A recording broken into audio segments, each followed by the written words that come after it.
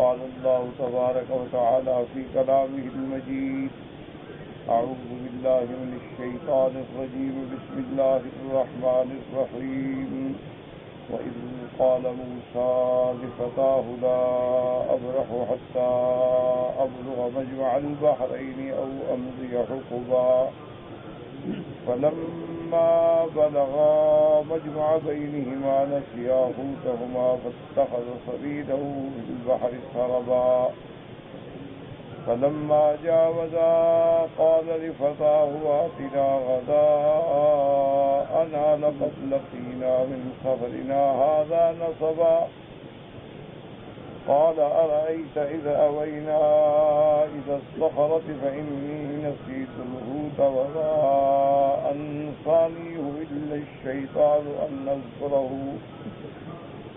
واتخذ سبيله في البحر عجبا قال ذلك ما كنا نبغي فارتدا على آثارهما قصصا فوجدا عبدا من عبادنا آتيناه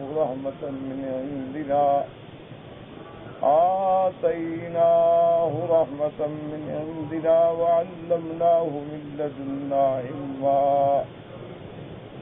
قال المؤلف المفسر رحمه الله تعالى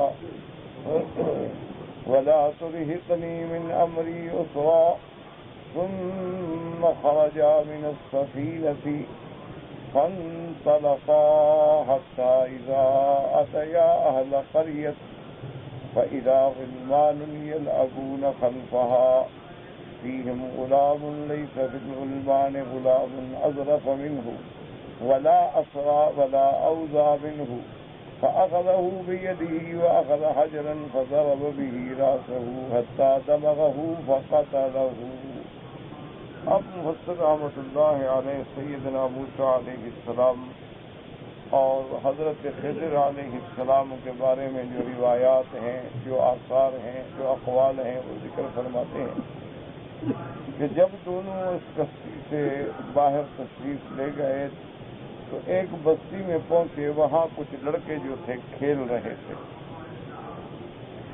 ان میں ایک غلام ایسا تھا کہ اس سے زیادہ اچھا، زیادہ خوبصورت، زیادہ روشن چہرے والا کوئی نہیں تھا. تو حضرت خضر علیہ السلام نے اس کو پکڑا اور ایک پتھر سے اس کے سر پہ مارا حتیٰ کہ اس کا دمغہ مانا بھیجا نکال ڈالا. بل یضرب بالحق علی الباطل فیدمغہ، تو فقتلہ، وہ قتل کر دیا، وہ مر گیا. قال فرعى موسى عليه السلام امرا فزيا لا صبر عليه صبي صغير قتله لا ذنب له. اب موسیٰ علیہ السلام نے ایک ایسا اوپری بات دیکھی جس پر وہ صبر نہ کر سکے کہ ایک بچہ ہے، بے گناہ ہے، اس کو قتل کر دیا حضرت خضر علیہ السلام نے، تو اللہ کا پیغمبر کیسے خاموش.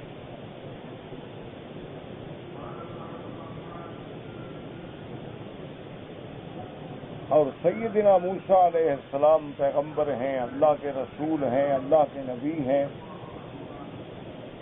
تو اللہ کے پیغمبر جو ہیں وہ کبھی منکر پر تو صبر نہیں کر سکتے. بظاہر تو وہ منکر ہیں کہ ایک بچے کو قتل کر دیا جائے. قال اقتلت نفسا زکیۃ ای صغیرۃ، اور ایک معنی زکیہ کا معنی ہوتا ہے معصوم، گناہوں سے پاک. تو اسی کا مفہوم صغیرہ بھی ہے کہ جب بچہ ہوگا جو بالغ ہی نہیں ہوا تو ابھی تو اس پر تکلیف ہی شروع نہیں ہوئی، تو صاف بات ہے وہ گناہوں سے پاک ہے. اقتلت نفسا زکیۃ بغیر نفس لقد جئت شیئا نکرا، کہ کسی بندے کے بدلے میں بھی نہیں، ایسے آپ نے مار ڈالا. قال الم قل لك انك لن تستطيع معي صبرا. حضرت خضر علیہ السلام نے فرمایا میں نے آپ سے نہیں کہا تھا کہ آپ صبر نہیں کر سکے.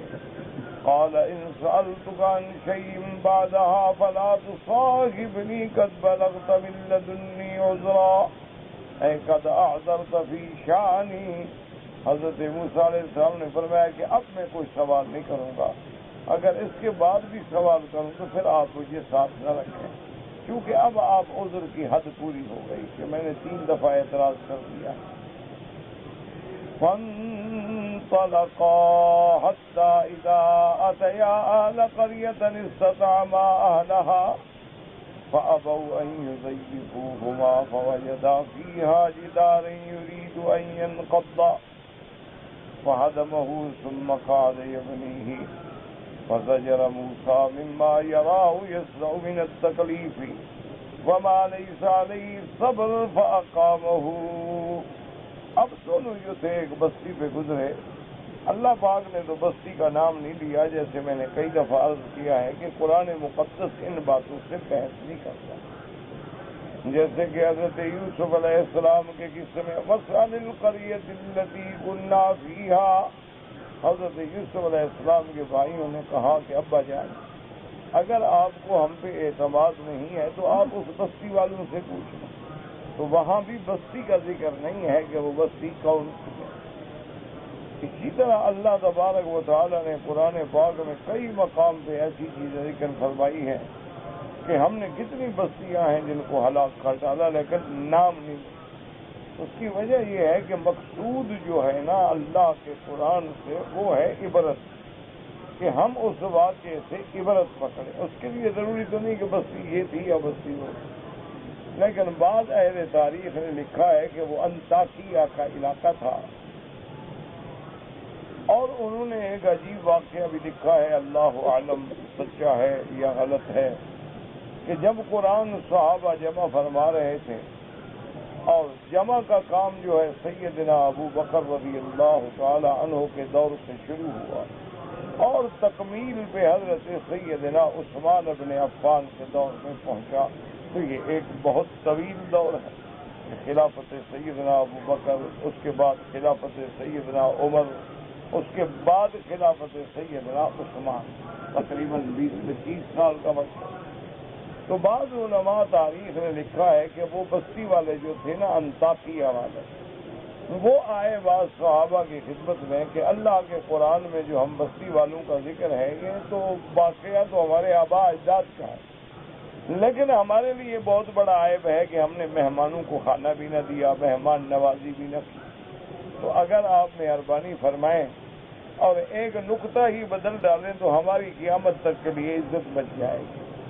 کہ قرآن پاک میں ہے فَأَبَوْا أَن يُضَيِّفُوهُمَا، کہ انہوں نے انکار کیا مہمان نوازی سے. تو اگر اباؤ کے بجائے آپ 2 نقطے اوپر لگا دیں فَأَتَوْا أَن يُضَيِّفُوهُمَا، کہ وہ تو آئے مہمان نوازی کرنے کے لیے، تو انکار کے بجائے اتیان ہو جائے گا. تو لہذا ہماری بدنامی جو ہے وہ ختم ہو جائے گی. لیکن صحابہ نے فرمایا اللہ کا قرآن محفوظ ہے. اللہ تبارک و تعالیٰ نے اس کو سب سے پہلے لوح محفوظ میں رکھا. لوح محفوظ میں سے اللہ نے بیت العزہ آسمان دنیا پہ رکھا. آسمان دنیا میں سے اللہ نے سب سے پہلے علی قلبک لتکون من المنذرین، سرکار دو جہاں محمد مصطفیٰ کے قلب مبارک پہ اتارا اور حضور کے دل مبارک میں اور سینے مبارک میں جمع کیا. اس کے بعد اللہ تبارک و تعالیٰ نے حضور کی امت کے سینوں کو جو ہے قرآن کے لیے سفینہ بنا دیا کہ حضور کی امت کے سینوں میں بھی قرآن محفوظ ہو جائے. میں نے کہا تو بدبختو قرآن تو اتنی جگہ محفوظ ہے، اس میں کیسے رد و بدل ہو سکتا؟ یہی تو شان ہے اللہ کے قرآن کہ ساری دنیا کی کتابیں تبدیل ہو گئی، ساری دنیا کی کتابوں میں تحریف ہو گئی، کتب سماویہ میں بھی تحریف ہو گئی. حتیٰ کہ یہودی اپنے ہاتھ سے جملے لکھتے تھے وہ یقولون ھذا من عند اللہ، اور کہتے یہ اللہ کی طرف سے. اسی طرح اللہ نے فرمایا یحرفون الکلم عن مواضعہ، بعض کلمات کو بدل دیتے تھے، ایک کلمہ ادھر کر دیا ایک کلمہ ادھر کر دیا. تو تورات انجیل بھی ختم ہو گئے. یہ قرآن کی عظمت ہے، یہ قرآن کی شان ہے کہ جیسے اترا تھا اسی طرح محفوظ ہے. ایک حرف میں نہ زیادتی ہے نہ نقصان ہے، اور نہ قیامت تک کوئی اس میں زیادتی اور نقصان کر سکتا ہے. اس کی حفاظت کا ذمہ اللہ نے لیا. تو جب انہوں نے انکار کر دیا تو حضرت خضر علیہ السلام جب گزرے تو دیکھا ایک دیوار گر رہی تھی، تو آپ نے پہلے اس کو ڈھا دیا پھر اس کو بنا دیا. تو حضرت موسیٰ علیہ السلام غضبناک ہو گئے. انہوں نے کہا کیا بات ہے، ان لوگوں نے ہماری توہین کی ہے اور آپ بیٹھے ان کا مزدوری کر کے ان کی دیواریں ٹھیک کر رہے ہیں. لو شئت لاتخذت علیہ اجرا، اے قد استطعمناہم فلم یطعمونا وظفناہم فلم یضیفونا. ہم نے ان سے کھانا مانگا نہیں دیا، مہمان نوازی طلب کی نہیں دی. ثم قد تستعمل من غیر السنیہ ولو شئت لآتیت علیہ اوتیت علیہ اجرا فی عملہ. اور آپ بیٹھے ان کا کام کر رہے ہیں، اگر آپ چاہتے تو اس پر آپ مزدوری دے سکتے تھے. قال هذا فراق بینی وبینک فأنبئک بتأویل ما لم تستطع علیہ صبرا. حضرت خضر علیہ السلام نے کہا کہ بس اب آپ کی اور میری جدائی، السلام علیکم. ہاں میں آپ کو بتلا دیتا ہوں جو واقعات ہوئے ہیں جن پر تم صبر نہیں کر سکتے. اما السفینۃ فکانت لمساکین یعملون فی البحر فاردت ان اعیبها وکان وراءهم ملک یأخذ کل سفینۃ غصبا. وفي رواية أبي في قراءة أبي بن كعب كل سفينة صالحة غصبا وإنما ابتغى لأرده أنها. فرمایا کہ وہ جو کشتی میں نے توڑی تھی نا، دراصل بادشاہ کشتیاں بگار میں پکڑنا چاہتے ہیں تو وہ پکڑ کے لے جائیں گے، پھر مہینوں یہ بیچارے بھوکے مرتے رہتے ہیں. تو میں نے کشتی میں عیب ڈال دیا کہ جب آئیں گے تو اس کو عیب والا دیکھ کے چھوڑ دیں. یہ لوگ اس کو پھٹا لگاتے پھر اپنی روزی کماتے رہیں. تو میں نے تو ان کا فائدہ کیا ہے، لیکن تمہیں وہ فائدہ سمجھ نہیں آیا. اسی لیے بعض بزرگوں نے لکھا ہے کہ ایک ایسا واقعہ پیش آیا کہ دو دوست تھے. ایک دوست جو ہیں وہ بڑا ماشاءاللہ مستقیم تھے اور اعمال صالحہ کا پابند تھا، نماز روزہ عبادت نوافل. اور دوسرا اس کا دوست جو ہے وہ بالکل بگڑا بگڑا شرابی کا بات. وہ روزانہ اس کو نصیحت کرے کہ اللہ کے بندے برائی چھوڑ دو، گناہوں کے کام چھوڑ دو، مسجد چلو نماز پڑھے. وہ بات سنی یا نہ سنی کرتے. ایک دن اس نے بڑا اصرار کیا کہ مسجد چلو مسجد چلو مسجد چلو. کہا نہیں بھائی میرے شراب پینے کا وقت ہو رہا ہے، میں تو شراب کھانے جا رہا ہوں. وہ چلا گیا. اللہ تبارک و تعالیٰ کی شان یہ ہے کہ وہ جو نماز پڑھنے والا نماز کے لیے گیا، راستے میں پھسلا، ٹانگ ٹوٹ گئی. شرابی جو ہے وہ رات کو نشے میں شراب پی کے دھکے کھاتا ہوا، گرتا ہوا، دیواریں پکڑتا ہوا اپنے گھر کی طرف آ رہا تھا. راستے میں کسی اور نشائی کا کوئی بیگ گر گیا، اٹھایا تو اس میں ہزاروں ریال تھے. وہ پیسے بھی مل گئے، پیسے لے کے گھر آ گیا. صبح جب نشہ وشہ اترا، پتہ لگا کہ دوست کی ٹانگ ٹوٹ گئی. گیا کہنے کا پڑھ لی نماز. روز کہتے تھے مسجد چلو مسجد چلو، تمہاری تو ٹانگ ٹوٹ گئی نا، دیکھو میں نے پیسے بھی کمائے، شراب بھی پیا، رات بھی عیش کیے. تو اس بندے کو بھی وہم ہو گیا. شیطان بڑا بدبخت ہے نا، اس کو کہتے ہیں تغریر بالشبہات. یہ لوگوں کو شبہات ڈال کے دھوکہ دیتا کہ دیکھو جی کافر کیسے طاقت ہے، قوت ہے، عروب ہے، دبدبہ ہے، مسلمان کیا ہے یار دیکھو ذلیل ہو گیا، اگر اللہ ان کے ساتھ تمدد نہ کرتا ہے. یہ شبہات ڈالتا ہے. تو اس بندے کو خواب میں دکھلایا گیا کہ اگر آج تم اللہ کی نماز کی طرف نہ آتے تو آج تمہاری ہلاکت و بربادی کا دن تھا، تمہیں ہمیشہ کے لیے ہلاک ہو جائے. اور یہ بدبخت اگر آج شراب خانے کی طرف نہ جاتا تو اس کو اتنا بڑا خزانہ ملتا کہ اس کی نسلوں کو بھی کبھی ختم نہ ہو. لیکن وہ نہ نظر آنے والی چیز تھی، لہذا حیران ہو گئے کہ ایسا کیوں ہو گیا. اس لیے ہمیشہ یاد رکھیں ہر کام کی اللہ میں حکمت ہے. اللہ اگر کسی کو موت دیتے ہیں وہ بھی حکمت ہے. اللہ کسی کو حیات دیتے ہیں وہ بھی حکمت ہے. اللہ کسی کو اولاد دیتے ہیں وہ بھی حکمت ہے. اولاد دے کے چھین لیتے ہیں وہ بھی حکمت ہے. اللہ تبارک و تعالی کسی کو اولاد دیتے ہیں، صالح ہے، فرما بردار ہے، مطیع ہے، یہ بھی حکمت ہے۔ اولاد تو دی ہے لیکن نہ فرمان ہے، یہ بھی اللہ کی حکمت ہے۔ ہر چیز میں بندے کا کام ہے کہ راضی برضا رہے، کہ مرضی مولا ام ازہما اولا، کہ جو میرے مالک کی اور سردار کی مرضی ہے وہ ہم سے بہتر ہے۔ رضینا باللہ ربا وبالاسلام دینا وبمحمد صلی اللہ علیہ وسلم نبیا۔ اسی لیے کتابوں میں واقع آتا ہے، ابو الحسن خرقانی رحمت اللہ علیہ ایک بہت بڑے اللہ کے ولی گزرے۔ ایک آدمی ان کی زیارت کے لیے بڑی دور سے سفر کر کے آیا، ڈھونڈتے ڈھونڈتے ان کے گھر پہنچا، دروازہ کھٹکھٹایا تو حضرت کی بیوی جو تھی وہ دروازے پہ آئی، پوچھی کیا بات؟ انہوں نے کہا میں ایک مسافر آدمی ہوں، اتنا طویل سفر کر کے حضرت کی زیارت کے لیے حاضر ہوں۔ انہوں نے کہا بڑے حضرت بنے، مکار آدمی ہے، کس نے کہا ہے تم کو حضرت ہے؟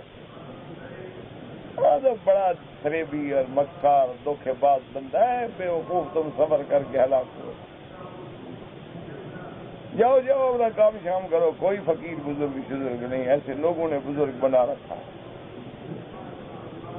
آپ کو غریب حیران پریشان کہ میں نے اتنا سفر کیا اور میرے تو مہینہ سفر میں لگ گیا، پیسہ ختم ہو گیا، جان ٹوٹ گئی، کہ اللہ والے کی زیارت کروں گا اور تو اس کے گھر والے کہتے ہیں وہ تو غدار ہے، مکار ہے، یار ہے، فریبی ہے۔ باہر نکلا، کسی سے پوچھا کہ چلو آ گیا ہوں، ملوں تو صحیح نا، کہ بھئی ابو الحسن خرقانی کہاں ہیں؟ انہوں نے کہا بھئی وہ 2-3 دن کے لیے جنگل میں گئے ہوئے ہیں اور فلاں جگہ ہوں گے، اگر جاؤ تو تم بھی چلے۔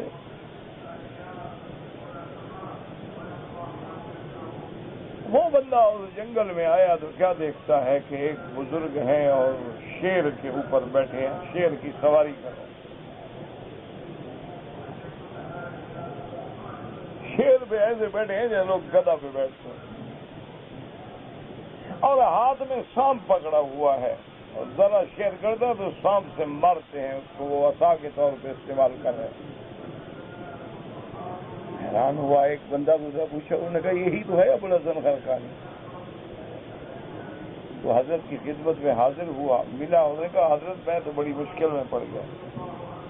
انہوں نے کہا بھی کیا بات ہے؟ انہوں نے کہا حضرت میں آپ کے گھر گیا تھا تو آپ کی بیوی نے یہ کہا۔ انہوں نے کہا اسی بدزبان کی بدزبانی پہ صبر کر کے تو اللہ نے یہ بدلہ دیا ہے کہ آج جنگل کے شیر بھی اللہ نے میرے تابع کر دیے ہیں، میں ان پہ سواری کرتا ہوں، جنگل کے سانپ بھی مجھے کوئی نقصان نہیں پہنچا سکتے، وہ جتنی بدزبانی کرتی ہے میں صبر کرتا ہوں، اللہ نے اس کا بدلہ دیا۔ تو اس لیے ہمیشہ یاد رکھیں کہ ہر کام میں اللہ کی حکمت ہے۔ اللہ جانتے ہیں کہ اس بندے کو میں نے غریب کیوں بنایا۔ اسی لیے حضرت شیخ سعدی رحمت اللہ علیہ فرماتے تھے کہ یہ جو چیونٹیاں ہیں نا، چیونٹیاں، ان کو اللہ نے پر نہیں دیے، ان کے پر ہوتے تو چڑیا کا ایک بچہ بھی نہ چھوڑتے۔ کیا مانا؟ اشارہ کیا کہ یہ جو غریب لوگ ہیں نا، ان کو اللہ نے اسی میں رکھا ہوا ہے، ان کے پاس پیسہ ہوتا تو خدا جانے یہ کیا فتنہ مچا گیا۔ یہ غریبی کے باوجود کسی کے قابو نہیں آتے، اگر ان کو پیسہ مل جاتا پھر تو ان کا ایسا دماغ خراب ہوتا کہ یہ دنیا کو جینے ہی نہ دے۔ تو اللہ کسی کو غریب بناتے ہیں تو حکمت ہے، امیر بناتے ہیں تو حکمت ہے، کیونکہ وہ حکیم ہیں، اور فعل الحکیم لا یخلو عن الحکمت، حکیم کا کام جو ہے حکمت سے کبھی خالی نہیں ہوتا۔ اللہ تبارک، اب ہم دیکھتے ہیں ایک بندے کے گھر میں اولاد ہے، خوشیاں ہیں، ایک بندہ رو رہا ہے، یہ اللہ کا نظام ہے۔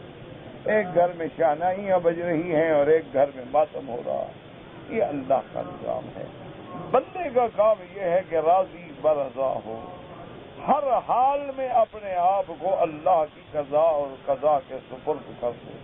اس لیے میرے آقا کی دعا ہے، اللہم انی اسألک ایمانا یباشر قلبی ویقینا صادقا حتی اعلم بانہ لن یصیبنی الا ما کتبت لی والرضا بما قضیت علی۔ یا اللہ مجھے ایسا ایمان و تصدیق عطا فرما کہ میرا یقین ہو جائے کہ جو کچھ آپ نے لکھا ہے وہ بالکل مجھے پہنچنا ہے، اور جو آپ کا فیصلہ ہے وہ ہونا ہے، اس کو کوئی ٹال نہیں سکتا۔ اللہم لا مانع لما اعطیت ولا معطی لما منعت ولا راد لما قضیت ولا ينفع ذا الجد منک الجد۔ بس جب آدمی اس یقین پہ آ جاتا ہے نا پھر تکلیف نہیں ہے۔ من یؤمن باللہ یہد قلبہ، جب اللہ پر ایمان کامل ہو جائے تو دل کو راستہ مل جاتا ہے، ہدایت پہ آ جاتا ہے، کبھی اسی میں اللہ کی حکم۔ اگر آدمی پہ موت نہ آئے تو جنت میں کیسے جائے گا؟ وہ تو موت کے بعد ہی جانا ہے، پہلے تو جا نہیں سکتا۔ تو لہذا موت بھی رحمت ہے، اسی لیے فرمایا نا خلق الموت والحیات، وہ قدرت جس نے موت کو بھی پیدا کیا اور حیات کو بھی پیدا کیا۔ تو جیسے حیات نعمت ہے موت بھی نعمت۔ اچھا اگر بندے کو بیماری نہ ہو تو کبھی خدا کو مانے گا؟ یہ تو جب بیمار ہوتا ہے نا تو درد کی چیزیں اٹھتی ہیں اور تڑپتا ہے اللہ، اب اللہ یاد آتا ہے۔ تو بیماری بھی نعمت ہے کہ بھولے ہوئے کو خدا یاد آئے۔ پھر اللہ صحت دیتے ہیں، وہ بھی نعمت۔ تو ہر حال میں آدمی کو ہاں باقی یہ مقام ہر بندے کو تو حاصل نہیں ہوتا، لیکن چلو عملاً حاصل نہ ہو تو عقیدتاً تو حاصل ہو کہ جو کچھ لکھا ہے میرے اللہ نے لکھا ہے، اللہ کی تقدیر ہے اور ٹل نہیں سکتی۔ باقی ہم ضعیف لوگ ہیں، چیختے ہیں، پریشان ہوتے ہیں، غمگین ہوتے ہیں، کیونکہ ہمارا ایمان اتنا کامل نہیں۔ جن کا ایمان اتنا کامل تھا ان کو پرواہ بھی نہیں ہوتی، بالکل ہر بات میں شکر۔ دیکھا نہیں کہ ایک صحابی سفر سے واپس آئے، بچہ فوت ہو گیا۔ تو بیوی نے سوچا کہ اگر میں خامند کو بتا دوں کہ تیرا بچہ فوت ہو گیا، صاف بات ہے کہ آخر اولاد ہے، تم اتنے عرصے کے بعد سفر کے بعد خامد آ رہا ہے بیچارہ، آخر اس کو بیوی سے ملنے کی تمنا ہے، یا بیٹے کی موت سنے گا تو سب کچھ ختم۔ تو بیوی نے بچے کو غسل دیا، کفن پہنایا، ایک کمرے میں رکھ دیا، خامد آیا، اچھا کپڑے پہنے، لباس پہنا، استقبال کیا۔ اس نے پوچھا میرے بچے کا کیا ہوگا؟ بڑے آرام میں۔ میاں بیوی کی ملاقات ہوئی، سب کچھ۔ جب فارغ ہو گئے اس نے پوچھا ایک بات بتاؤ، اگر کوئی آدمی ہمیں امانت دے جائے کہ بھئی یہ میری امانت ہے رکھ لو، اور پھر آگے کہے کہ میری امانت واپس کر دو، تو ہمیں رونا چاہیے، پیٹنا چاہیے، امانت دینی چاہیے؟ امانت اس کی ہے، اس کو دو، اس میں رونے کا غم کرنے کا کیا مطلب؟ تو فرمایا کہ اولاد بھی اللہ کی امانت ہے، تو اللہ نے جو امانت دی تھی اللہ نے واپس، تمہارا بچہ فوت ہو۔ اس ملاقات سے اللہ نے جو بچہ پیدا کیا اس نے قیامت تک کے لیے نام روشن کیا۔ اتنا بڑا صبر اب ہر عورت نہیں کر سکتی، اتنا بڑا مقام جو ہے وہ ہر آدمی کو تو نہیں مل سکتا۔ یہ ایمان اور حوصلے کی بات ہے، لیکن جو کرتے ہیں پھر ان کو اللہ بدل دیتے۔ اسی لیے حکم ہے کہ مصیبت آئے تو فوراً پڑھو انا للہ وَإِنَّا إِلَيْهِ رَاجِعُونَ، کہ یہ سب اللہ ہی کے لیے ہے، جب اللہ ہی کے لیے ہے تو اللہ کی مدد، اور ہم سب نے بھی اسی کی طرف لوٹ جا رہا ہے۔ تو یہ جو کچھ ہو رہا ہے یہ ہم پر بھی ہونا، بات ختم ہوگا۔ تو جب آدمی پڑھ لیتا ہے، اس لیے حکم ہے کہ کوئی مصیبت ہو، مالی ہو، جانی ہو، جسمی ہو، اولاد میں ہو، اموال میں ہو، فوراً کہو انا للہ وَإِنَّا إِلَيْهِ رَاجِعُونَ اللہم اجرنی فی مصیبتی وَاخْلُفْ لِی عَلَى كُلِّ غَائِبَةٍ لِی مِنْکَ بِخَیْر، کہ اللہ مجھے اس مصیبت پہ صبر دے اور اس کے بدلے میں کوئی بہتر نعمت عطا فرما۔ تو بی بی ام سلمہ فرماتی ہیں کہ جب میرا خامد فوت ہوا تو میں نے حضور کی اس حدیث پہ عمل کیا، یہی کلمات پڑھے، لیکن میں نے دل میں کہا کہ ابو سلمہ سے بہتر شوہر تو مجھے نہیں مل سکتا، لیکن اللہ نے کہا ہے تو دعا تو مانگ لو۔ تو بیوی فرماتی ہیں کہ اس دعا کا یہ نتیجہ ہوا فَأَبْدَلِيَ اللَّهُ خَيْرًا مِنْهُ، اللہ نے مجھے ابو سلمہ سے بھی اعلیٰ شوہر دیا کہ حضرت محمد الرسول اللہ نے شادی فرمائی۔ اب حضور سے بڑا تو کوئی ہو ہی نہیں سکتا۔ اس لیے ہمیشہ یاد رکھیں کہ اللہ کی تقدیر کے جو فیصلے ہیں بس بھئی بچہ کیوں قتل کیا؟ یہ تقویمی امور ہیں، اس میں ہمیں زبان کھولنے کی کوئی. اب دیکھیں نا، آسمان بنا دیا، زمین بنا دی، کہیں بجلی گرا دی، کسی کو اڑا دیا، کسی کو جلا دیا، کسی کو دریا جاری کر دیے، چاہا تو خشک کر دیا، سب اس کے امور تقویمی ہیں. وہ جانتے ہیں کہ اس میں کیا حکمتیں ہیں، ہم جاہل ہیں، ہم چونکہ جانتے نہیں. اب حضرت بھی انہوں نے فرمایا کہ بات سنو کہ وہ کشتی تو اس لیے میں نے کی. وَأَمَّا الْغُلَامُ فَكَانَ أَبَوَاهُ مُؤْمِنَيْنِ فَخَشِينَا أَن يُرْهِقَهُمَا طُغْيَانًا وَكُفْرًا فَأَرَدْنَا أَن يُبْدِلَهُمَا رَبُّهُمَا خَيْرًا مِّنْهُ زَكَاةً وَأَقْرَبَ رُحْمًا. اور وہ لڑکے جو تھے، وہ لڑکا جس کو میں نے قتل کیا، اس کے ماں باپ جو ہیں وہ ایمان والے ہیں. بچے کی وجہ سے خوف تھا کہ وہ کفر میں نہ ڈوبے، اس لیے اللہ پاک اس کو ان کا بدلہ دے دے. وَأَمَّا الْجِدَارُ فَكَانَ لِغُلَامَيْنِ يَتِيمَيْنِ فِي الْمَدِينَةِ وَكَانَ تَحْتَهُ كَنزٌ لَّهُمَا وَكَانَ أَبُوهُمَا صَالِحًا فَأَرَادَ رَبُّكَ أَن يَبْلُغَا أَشُدَّهُمَا وَيَسْتَخْرِجَا كَنزَهُمَا رَحْمَةً مِّن رَّبِّكَ وَمَا فَعَلْتُهُ عَنْ أَمْرِي ذَلِكَ تَأْوِيلُ مَا لَمْ تَسْطِع عَلَيْهِ صَبْرًا. آپ نے فرمایا کہ وہ دیوار جو ہے، وہ دو لڑکے ہیں شہر میں یتیم بیچارے، اور ان کا خزانہ جو ہے اس دیوار کے نیچے تھا. ان کا والد بہت صالح آدمی تھا، تو اب اگر وہ دیوار گر جاتی، خزانہ کھل جاتا تو لوگ لوٹ لیتے. تو دیوار دینے کے بعد وہ خزانہ محفوظ ہو گیا. تو جب وہ بڑے ہوں گے تو اپنے باپ کا خزانہ نکال لیں گے، اس لیے میں نے اس دیوار کو سیدھا کر دیا. تو اس لیے ہر چیز میں ایک حکمت.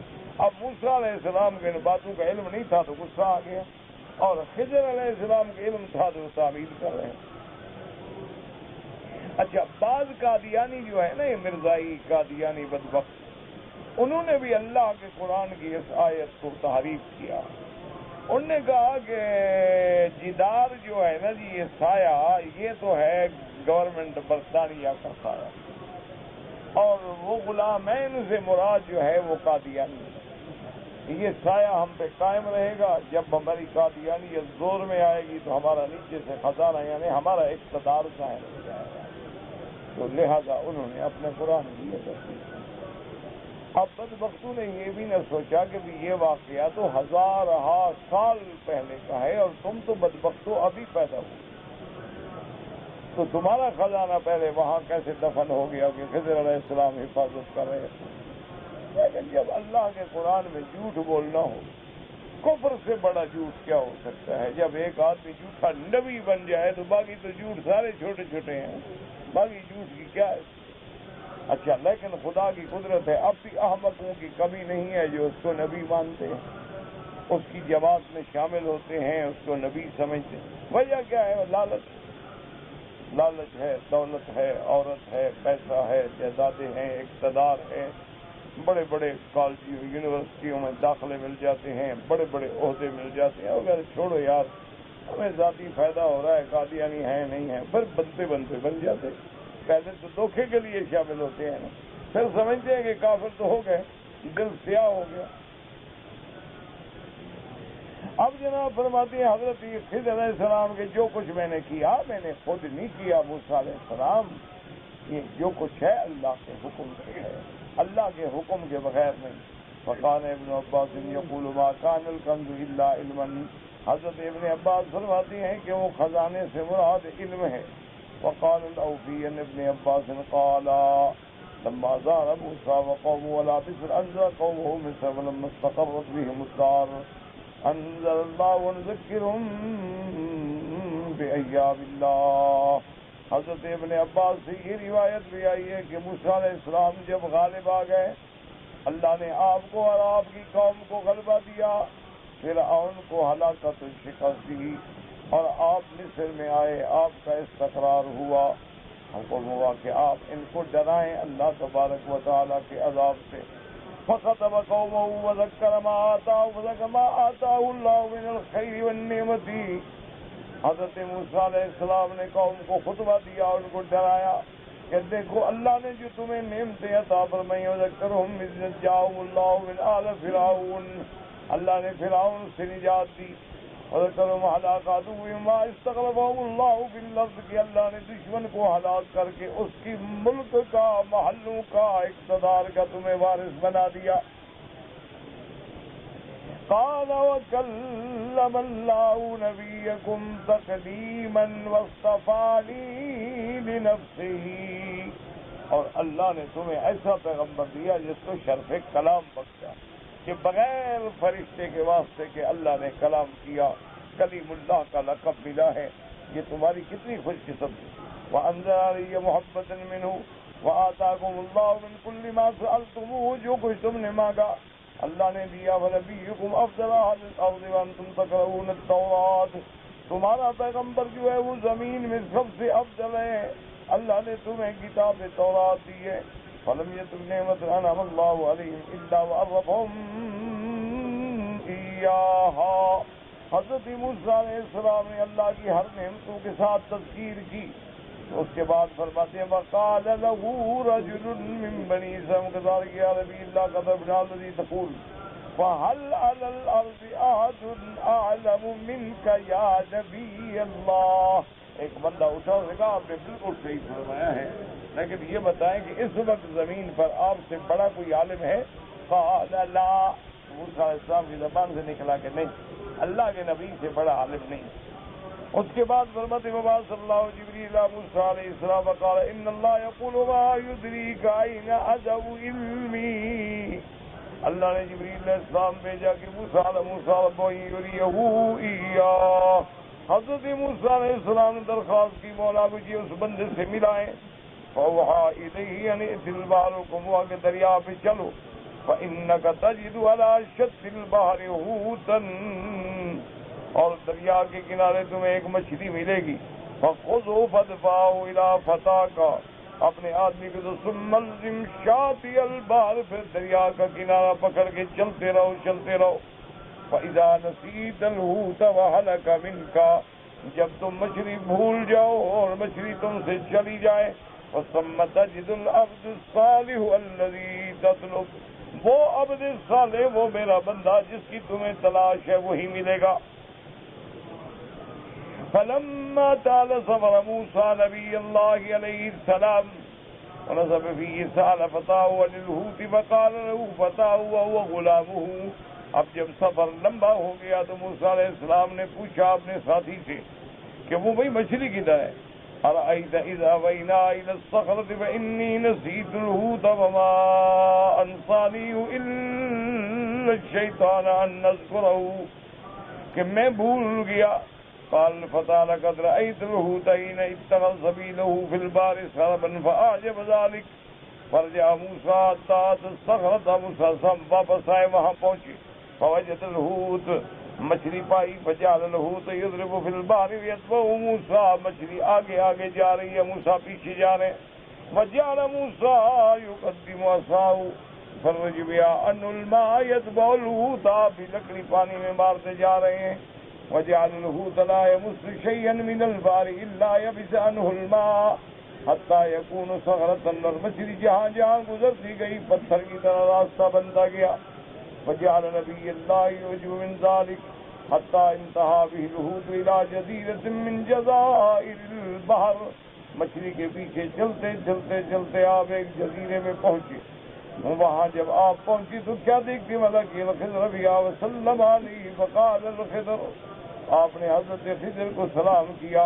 حضرت خضر نے فرمایا وعلیک السلام وَأَنَّا يَكُونُ السَّلَامُ بِهَذِهِ الْأَرْضِ وَمَا أَنْتَ، کہ بھئی یہاں سلام کہاں سے آ گیا، تم کہاں سے آئے ہو بھئی، کہاں سے سلام سیکھا؟ قال، اس کے بعد فرمایا حضرت موسیٰ علیہ السلام نے قال انا موسیٰ، میں موسیٰ ہوں، فرمایا خضر نے بنی اسرائیل، قال نعم، میں بنو اسرائیل کی طرف جو نبی بنا کے بھیجا گیا موسیٰ ہوں۔ قال فرحب به وقال وما جاءك بك، قال جئتك على ان تعلمني مما علمت رشدا، قال انك لن تستطيع معي صبرا، انہوں نے کہا کہ خضر کیوں آئے؟ انہوں نے کہا میں سیکھنے آیا ہوں. انہوں نے کہا آپ صبر نہیں کر سکتے، میرے ساتھ نہیں چل سکتے آپ. دیکھو نا کتنا بڑا امتحان ہے. جو موسیٰ علیہ السلام نے کہا سب سے بڑا عالم میں ہوں، وہ مدرسے میں داخلہ بھی نہیں دیتا. کہتے تم میرے مدرسے میں پڑھ ہی نہیں سکتے، رہ ہی نہیں سکتے. اللہ امتحان دے رہے ہیں. اس کے بعد فرمایا ستجدنی انشاء اللہ صابرا ولا اعصی لک امرا. قال فانطلق به وقال لا تسألني عن شيء نسأله حتى يبين لك شأنه وذلك قوله حتى أحدث لك منه ذكرا. حضرت خضر نے مجھ سے پوچھنا نہیں جب تک میں خود بیان نہ کروں. بالکل خاموش ہے. وقال الزهري بن عبيد الله بن عبد الله بن مسعود بن عباس انه تمارا هو والحر بن قيس بن حصن الفزاري في صاحب موسى. وقال ابن عباس هو خضر ومر بهما ابي بن كعب فدعاه ابن عباس وقال اني تماريت انا صاحبي هذا في صاحب موسى الذي سأل السبيل الى لقيه فسمعت رسول الله شانه. قال إني سمعت رسول الله يقول بين موسى في ملأ من بني إسرائيل إذ جاءه رجل فقال قال مكان رجل عالم منك قال لا. فأوحى الله إلى موسى بلى عبدنا خضر فسأل موسى السبيل إلى لقيه وجعل الله له الحوت آية. فقيل له إذا فقدت الحوت فارجع فإنك ستلقاه. فقال موسى يتبع أثر الحوت في البحر. فقال فتى موسى لموسى رأيت إذ أوينا إلى الصخر إني نسيت الحوت. قال موسى ذلك ما كنا نبغي فارتدا على آثارهما قصصا فوجدا عبدنا خضرا. وكان من شأنه ما قص الله تبارك وتعالى في كتابه إلى أن قال والله أعلم.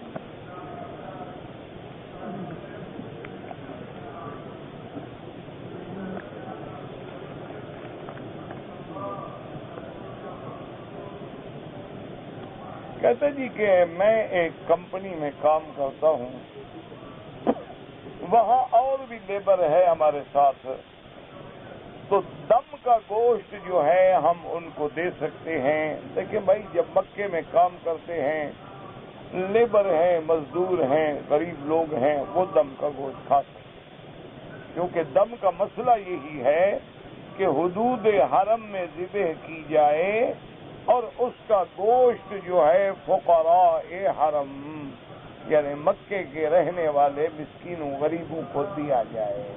تو لہذا جو لوگ کمپنی ہاں کوئی بڑی تنخواہ پر ہے، پیسے والا ہے، وہ دم کا گوشت نہ کھائے. دم کا گویا جو آج کل 700 800 1000 یا تنخواہ سے کیا ہوتا ہے بتائیے. ایسے لوگ جو ہیں. اچھا دوسرا مسافر بھی ہیں بیچارے، باہر سے آئے ہوئے بھی ہیں، ابن سبیل بھی ہیں.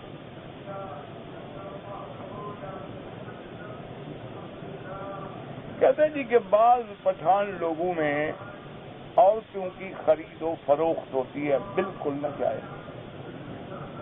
ایک بات یہ ہے کہ ایک ہے خرید و فروخت. ایک بعض قبائل میں رواج ہوتا ہے کہ وہ کہتے ہیں بھی لڑکی کی میں شادی کروں گا لیکن تم 2 لاکھ روپے ادا کرو حق المہر. ان کے قبیلوں میں رواج ہوتا ہے اور یہ عزت کی بات سمجھی جاتی ہے کہ فلاں بندے کی بیٹی جو ہے 5 لاکھ حق المہر ملا. تو اگر یہ بات ہے تو پھر تو کوئی حق نہیں. ایک ہے باقاعدہ جیسے زمانہ جاہلیت میں منڈی لگتی تھی، عورتیں کھڑی ہوتی تھیں، دلال اعلان کرتے تھے یہ لڑکی ایسی ہے، ایسا جمال ہے، ایسی آنکھیں ہیں، ایسی کمر ہے، اور خریدار آ کے اس کے ایک ایک عضو کو دیکھتے تھے، ٹٹولتے تھے جیسے بکری بکتی ہے. ناجائز ہے، لعنت ہے. اللہ تبارک و تعالی نے کسی کو بیچنے کا حکم نہیں دیا ہے، کوئی غلام نہیں ہے. وہ لجنا احرار، اللہ نے سب کو آزاد پیدا کیا ہے. ہاں ایک رواج ہوتا ہے قبائل میں. اب یہاں بھی بعض قبائل ایسے ہیں کہ 1 لاکھ ریال سے کم مہر لیتے ہیں. اچھا بعض قبائل ایسے ہیں وہ کہتے ہیں حق المال تو چاہے 5000 ریال دے دو، لیکن شادی جب کرو گے تو 100 تم بازی پہ کرو گے. ولیمے پر جو دعوت ہوگی کم از کم 100 دمبا ہوگا اور 100 سر رکھا ہو پلیٹوں میں، یہ رواج ہے۔ اچھا، ہمارے اپنے علاقے میں مہاجر ہیں پاکستان میں، مدتوں سے آئے ہوئے لوگ ہیں، بیکانیر، جیسلمیر، یہ جو اسٹیٹ تھی نا راجستھان کے علاقوں کی، اب تو بڑی آباد ہو گئی ہیں، تو یہ بڑی ریاستیں ہیں اور بڑا اب تو وہ علاقہ بھی دیکھنے والا ہو گیا ہے۔ تو اس علاقے کے لوگ جو ہیں وہ کافی ہمارے ملکوں میں پاکستان میں آباد ہیں۔ اچھا، ان کے ہاں جناب ایک اور مصیبت ہے، تم تو شادی کا بات کر رہے ہو نا، ان کے ہاں غم پر مصیبت کہ کوئی ماں مر گئی، کسی کا باپ مر گیا، بھائی مر گیا، اس کو کہتے ہیں پہیا۔ وہ جو پہیا کرتے ہیں نا، گویا یہ سمجھو کہ بندہ ٹرین کے پہیے کے نیچے آ گیا، ہمیشہ کے لیے برباد ہے۔ ان کے جناب کوئی عجیب شرطیں ہیں کہ ساری برادری اکٹھی ہوگی اور ہر برادری کا، مثلا میرے 10 آدمی ہیں گھر کے، تو مجھے 10 کلو گھی بھی دیں گے اور حلوہ بھی دیں گے، خالص گھی۔ اگر ثابت ہو جائے کہ ڈالڈا ہے تو بس وہ مر گیا بیچارہ، فی بندہ۔ اچھا، پھر جتنے لڑکیاں ہیں ان کو ایک ایک جوڑا کپڑے دیں گے، تو کم از کم یعنی 20 لاکھ، 30 لاکھ، 10 لاکھ، 15 لاکھ پہیے پہ خرچ ہوتا ہے۔ تو ساری زندگی وہ کماتے ہیں، وہ پہیا ہو گیا تو بس ایمان اللہ ہو گیا، پھر آگے بھی مانگنا شروع کر۔ یہ رواج ہے، اللہ معاف کرے، انا للہ و انا۔ اچھا، بہت سارے میرے ساتھ بڑی لوگ محبت کرتے ہیں، وہ مہاجر بیچارے، اور بڑا میرا لحاظ کرتے ہیں، میں نے بڑا سمجھا ہے، میرے سامنے کہتے ہیں اچھا ٹھیک ہے حضرت نہیں کریں گے، نہیں وہ پھر کرتے۔ تو باقی لڑکی کا بیچنا، خرید فروخت بالکل حرام۔ میرا بھائی گزارش یہ ہے کہ امام ابو حنیفہ رحمۃ اللہ علیہ کے نزدیک اگر محلے میں مسجد ہے باقاعدہ، اس میں باقاعدہ اذان ہوتی ہے، جماعت ہوتی ہے، تو امام صاحب نے اس مسجد میں دوسری جماعت سے منع کیا۔ ایک ہے اڈے کی مسجد ہے، منزل ہے، راستے میں جا رہے ہیں، قہوے پہ مسجد ہے، اس میں 100 جماعت کرو۔ ایک محلے کی مسجد ہے۔ حکمت کیا ہے کہ اگر ہر آدمی اپنی جماعتیں کرتا رہے گا تو پہلی جماعت برباد ہو جائے گی، جب آئیں گے جماعت کر لیں گے۔ اس لیے وہ فرماتے ہیں کہ کراہت ہے دوسری جماعت نہ کی جائے، بلکہ جماعت اول میں ہر آدمی شریک ہو، اور اگر مجبوراً کریں تو پھر اس جماعت سے ہٹ کے دور کریں، تاکہ ایک جگہ جماعت ہو چکی ہے، لوگوں کو بھی پتہ لگے کہ یہ وہ جماعت اول نہیں بلکہ یہ بعد میں آئے ہوئے لوگ ہیں جماعت کر رہے ہیں، اس لیے بات کو سمجھا کریں۔ لیکن یہ صرف امام ابو حنیفہ رحمۃ اللہ علیہ کے نزدیک، امام احمد بن حنبل رحمۃ اللہ علیہ یا امام شافعی رحمۃ اللہ علیہ فرماتے ہیں کہ ایک جماعت ہو گئی ہے، ہم 3 آدمی بعد میں پہنچے، 2 پہنچے، اپنی جماعت اور کر دیں۔ اب اگر فلسفہ سمجھو تو دونوں تو ٹھیک کہہ رہے ہیں۔ امام ابو حنیفہ رحمۃ اللہ علیہ کا کیا مقصد ہے کہ جب مسجد ہم نے محلے میں بنائی ہے اس کو آباد کرو، اذان جب ہو رہی ہے، نماز ہو رہی ہے، ٹائم میں گئے تو اب نماز جماعت اول میں شریک ہو تاکہ جماعت قائم رہے۔ اچھا، دوسرے امام کا مقصد ہے بھی رہ گئے ہو تو جماعت تو نہ جائے نا، جماعت تو کر دو کم از کم دوسری۔ مقصد تو دونوں کا خیر ہے، لیکن سوال یہ ہے کہ سمجھا جائے، اللہ سمجھنے کی توفیق عطا فرما دے۔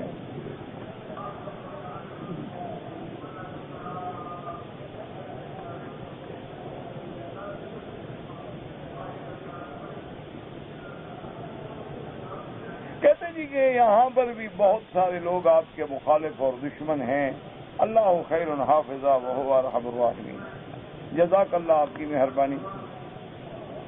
کہتے ہیں جی کہ ایک آدمی نے، پروفیسر ہیں طالب صاحب، انہوں نے حضرت حاجی امداد اللہ، حضرت نانوتوی، حضرت گنگوہی، حضرت مدنی، حضرت زکریا سب کے بارے میں بڑا سخت، اللہ اس کو ہدایت، ہم اس کے لیے دعا کرتے ہیں کہ پڑھا لکھا نوجوان ہے، اللہ نے علم بھی دیا ہے لیکن پٹری سے اتر گیا، اللہ ہدایت عطا فرمائے۔ کے لیے دعا کریں۔ اچھا اب خدا کی شان دیکھو، جس جماعت سے اس کا تعلق ہے نا، اپنی جماعت کے خلاف بھی کتاب لکھ دی، کہتا ہے یہ میری جماعت والے بھی گمراہ ہیں۔ وہ صرف ہمارے خلاف نہیں لکھا، اپنے خلاف بھی لکھا ہے۔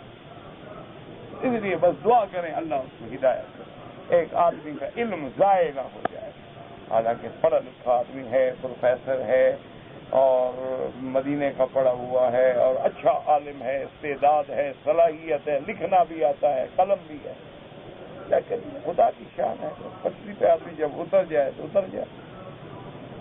حضرت موسیٰ علیہ السلام کو نے جس وقت خضر کو سلام کیا، دریا پر تھے، جزیرہ تو سنا ہے، ساری قصہ سن کے تمہیں ابھی تک سمجھ نہیں آیا کہ زلیخا عورت تھی یا مرد تھا، تو اب یہ بھی میرا قصور ہے۔ انا للہ و انا الیہ راجعون۔ حضرت خضر کا نام کیا تھا؟ ہم نے تو یہ خضر پڑھا ہے، کوئی اور ہو تو ڈھونڈ لو۔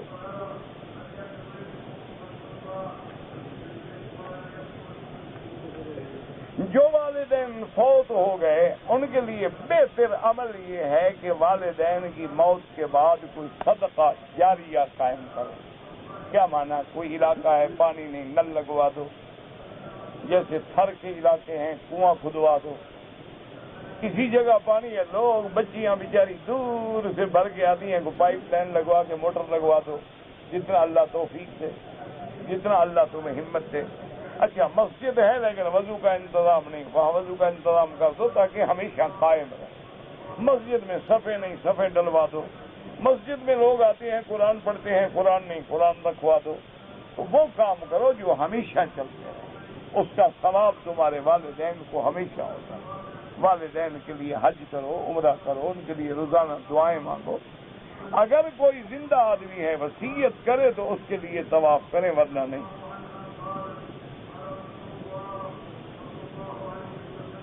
کہتے جی کہ حمام اور بیت الخلاء یہاں اکٹھے ہوتے ہیں، کوئی بات نہیں، ہم داڑھی کو کنگھی دیتے ہیں، بال گر جاتے ہیں، کوئی فرق نہیں، کوئی بات نہیں، کہیں بھی چلے جائیں، جو گر گیا تو گر گیا۔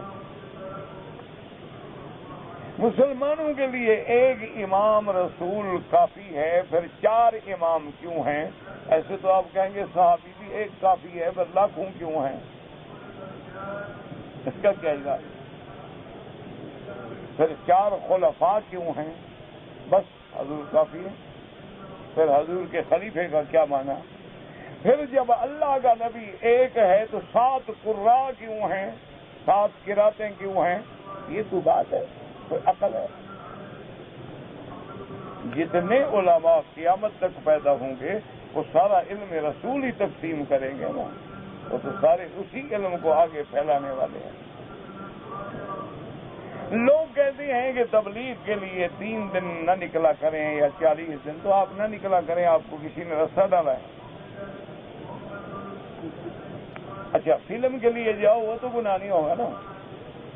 میلہ دیکھنے جاؤ، کسی بسنت پہ جاؤ، ویلنٹائن ڈے بنانے کے لیے جاؤ، ویلنٹائن ڈے جو ہے وہ بنانے کے لیے، وہ تو ٹھیک ہے نا۔ یہ جب دین کے لیے جاتے ہیں یہی شیطان شبہ ڈالتا ہے نا، او یہ نہ کرو اور یہ نہ کرو اور یہ نہ کرو، خدا کا خوف کرو۔ ہر چیز میں علماء نے حکمتیں۔ حضور جب کوئی مسئلہ بیان فرماتے تو 3 دفعہ فرماتے۔ کیوں 3 دفعہ فرماتے؟ اس لیے کہ جو ذہین آدمی ہے وہ پہلی دفعہ سمجھ جائے گا، جو درمیانے عقل والا ہے وہ دوسری دفعہ سمجھ جائے گا، جو میری طرح غبی ہے وہ تیسری دفعہ سمجھ جائے گا۔ تو 3 میں کوئی حکمت تو ہے۔ جب حضور دعا مانگتے تو 3 دفعہ مانگتے۔ اس سے علماء نے نکالا ہے کہ اگر کوئی بندہ اللہ کے دین کے لیے 3 دن لگائے گا تو شاید اللہ ہدایت کا ذریعہ بنائے۔ اسی لیے بزرگوں نے نکالا ہے کہ حضرت موسیٰ علیہ السلام کو بھی اللہ نے 40 رات بٹھایا طور پہ، کوئی وجہ تو تھی، آخر 50 راتیں بھی نہیں بٹھایا، 10 راتیں بھی نہیں بٹھایا، 40 کیوں پورے کیے؟ اللہ نے ہر پیغمبر کو نبوت جو ہے 40 سال کے بعد، 40 حدیثیں یاد کرنے والا جو ہے وہ عالم بن جاتا ہے۔ تو اسی لیے علماء نے یہ مسئلے نکالے ہیں. اگر تمہیں اچھا نہیں لگتا نہ جاؤ. میں کبھی نہیں گیا, مجھے بھی کبھی ایک دن بھی یاد نہیں کہ زندگی میں بس اصل میں ہماری قسمت میں نہیں ہوگا, ہم گناہگار ہیں, لیکن جو اچھا کام ہے وہ اچھا ہے, جو برا کام ہے وہ برا ہے. ہم کبھی کبھی زندگی میں ایسے اتفاق سے گزر جاتے ہیں ان کی مسجدوں سے, ورنہ کبھی نہیں گئے. لیکن اس کا معنی یہ تو نہیں ہے کہ ابھی ہم نہیں گئے یا ہمارا جماعت تو ان کے کام کو بھی نہ مانے. جو اچھا کام ہے وہ اچھا کام, وہ اللہ کے دین کا کام کر رہے ہیں. تمہیں اگر اللہ اپنے دین کا کام نہیں کرنے دیتے تو کرنے والوں پر تو اعتراض نہ کرو, کم از کم ان کو معاف کر دو بس. یا ان میں غلطیاں ہیں تو ساتھ لگ کے ٹھیک کرو.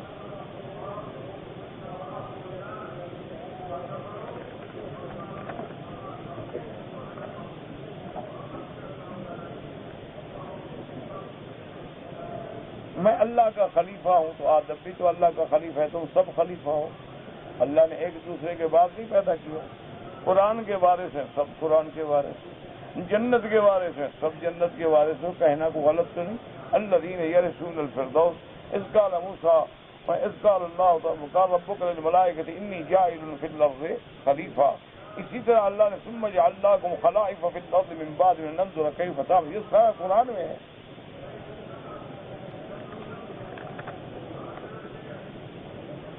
کہتے ہیں جی کہ بعض لوگ پیشاب کرنے کے بعد ڈھیلے سے یا ٹیشو سے استنجا کر لیتے ہیں, پانی سے نہیں کرتے. ہو جاتا ہے لیکن پانی سے کرو بعد میں تو زیادہ ثواب. ان اللہ یحب التوابین ویحب المتطہرین. ورنہ پہلے تو صرف پانی استعمال ہی نہیں ہوتا تھا, اہل مدینہ کرتے تو اللہ نے ان کی تعریف فرمائی. ورنہ اگر کوئی آدمی ٹیشو سے بھی استنجا کرے کافی ہے.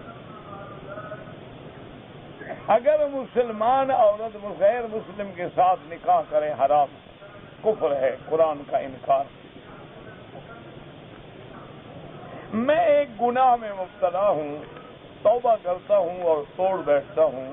اللہ نے توبہ کا دروازہ بند نہیں کیا, توبہ کرو. اور جس مرض میں تم مبتلا ہو نا, اس مرض کا علاج یہ ہے کہ اکیلے نہ رہو. اکیلے رہو گے توبہ توڑ بیٹھو. صحبت صالح اختیار کرو, اچھے لوگوں کے ساتھ رہو. اور ایسی بیماری والے لوگ علماء کہتے ہیں اگر حمام میں بھی جائیں تو دروازہ بند نہ کریں تاکہ ڈر رہے کہ کوئی آ جائے گا. ورنہ یہ ایسی بیماری ہے کہ مبتلا ہو جاتا ہے آدمی. اللہ بچائے, اللہ ہر مسلمان کو محفوظ رکھے اور اللہ تمہیں بھی بیماری سے بچائے. توبہ کرو, اچھے لوگوں کی صحبت اختیار کرو اور اکیلے نہ رہو کبھی.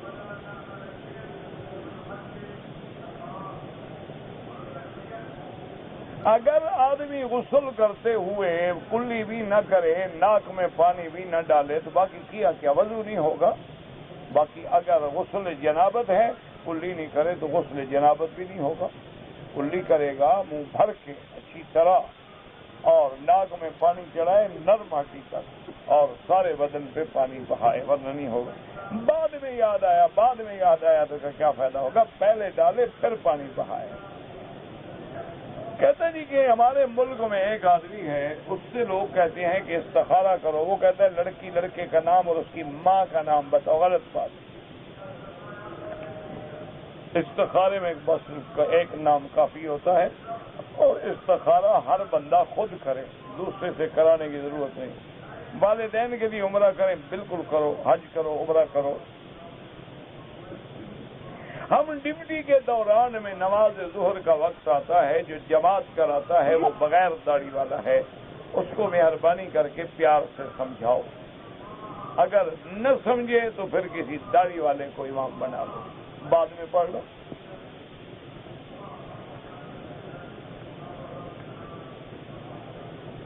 اپنی پیسے انعامی بانڈ یہ سب ناجائز ہے. جن لوگوں کی داڑھی نہیں ہے, کلین شیو ہیں, بالکل سنت رسول کے تارک ہیں, اللہ کے نبی کے حکم کے مخالف ہیں اور انہوں نے اپنا تشبہ جو ہے وہ بجائے نبی اور صالحین کے غیر لوگوں سے کیا ہوا ہے, بالکل گناہگار ہیں. توبہ کریں. طواف کرتے ہیں، نماز ہو گیا، نماز پڑھو، نماز پڑھ کے بعد میں 2 رکعت پڑھو. کہتے جی کہ مرد جب وہ سفر کے بعد گھر جاتا ہے تو بیوی سے کیسے ملے؟ اب اس کا کیسے سمجھاؤں؟ آپ مجھے بتائیں کیسے؟ پہلے کیسے ملتے تھے آنے سے پہلے؟ اسی طرح ملے. اب یہ تھوڑا ہے کہ جب پہلے آئے تو بیوی تھی اب جائے تو بہن ہوگی. پہلے بیوی تھی اب بھی بیوی ہے. اب بتائیں اس کو کیسے سمجھاؤں؟ اگر ایک آدمی چوتھی رکعت میں شریک ہوگا تو اب کھڑے ہونے کے بعد 1 رکعت پڑھے، پھر بیٹھ جائے، پھر کھڑے ہو کے 2 رکعت، اور ان میں وہی پڑھے جو چھوڑا ہے، یعنی فاتحہ بھی سورت. امام ابو حنیفہ رحمۃ اللہ علیہ کے نزدیک رفع یدین نہیں ہے. وہ فرماتے ہیں کہ حضرت عبداللہ ابن مسعود رضی اللہ تعالی عنہ سے ایک حدیث مبارک ہے کہ انہوں نے فرمایا کہ میں نماز پڑھ کے دکھاؤں جیسے حضور نے پڑھی. تو انہوں نے صرف پہلی دفعہ جب نماز شروع کی تو آپ نے ہاتھ اٹھائے، بعد میں نہیں اٹھائے. تو آپ اس حدیث پہ عمل فرماتے ہیں، اور جو کرتے ہیں اللہ ان کی بھی قبول فرمائے. یہ کوئی لڑائی والے مسئلے تو ہیں نہیں، یہ تو صرف سنت کے مسائل ہیں، اولا افضل کے مسائل ہیں. اللہ پاک امت کو لڑائی سے بچائے، تفریق سے بچائے، اور تمام مسلمان دل سے روزانہ دعا کیا کرو اللہ اس بلد الامین کو ہر فتنے سے بچائے، اللہ اس کے امن کو قیامت تک دائم و قائم رکھے. اللہ تبارک و تعالی امن کا گہوارہ بنائے اور اس کے برکات و ثمرات سے ہم مسلمانوں کو مستفید فرمائے. اللہ تمام مسلمانوں کو حرمین اور بلد الامین کا ادب نصیب فرمائے. یا اللہ بیماروں کو شفا عطا فرما، بیماروں کو شفا عطا فرما، بیماروں کو شفا عطا فرما. یا اللہ اس عاجز کی بھی ظاہری، باطنی، روحانی، جسمانی، نفسانی سب بیماریاں دور فرما. یا اللہ مشکلات دور فرما. یا اللہ ہموم و غموم دور فرما. یا اللہ ہمیں تو مانگنا بھی نہیں آتا، بغیر مانگے عطا فرما. یا الہ العالمین تمام حضور کی امت کے ہر بندے کو دین کا داعی بنا. یا اللہ دین پھیلانے والا بنا، دین کی تبلیغ کرنے والا بنا، دین کے لیے نکلنے والا بنا. یا اللہ پورے عالم میں فضا ہواؤں ہدایت کی ہوائیں چلا دے. حضور کی امت میں جوڑ پیدا فرما دے. یا اللہ حضور کی امت میں اتفاق و اتحاد و محبت پیدا فرما دے. اللہم اغفر لامت محمد صلی اللہ علیہ وسلم. اللہم ارحم امت محمد صلی اللہ علیہ وسلم. اللہم انا نعوذ بک من جہد البلاء ودرک الشقاء وسوء القضاء وشماتة الاعداء. اللهم ارزقنا الإخلاص والخلاص وطهر قلوبنا من النفاق، أعمالنا من الرياء، لساننا من الكذب، عيوننا من الخيانة، فإنك تعلم خائنة الأعين وما تخفي الصدور. اللهم استرنا بسترك الجميل، اللهم استرنا بسترك الجميل، اللهم استرنا بسترك الجميل. سبحان ربك رب العزة عما يصفون وسلام على المرسلين والحمد لله رب العالمين. اللهم صل على سيدنا محمد وعلى آل سيدنا محمد كما صليت على إبراهيم وعلى آل إبراهيم في العالمين.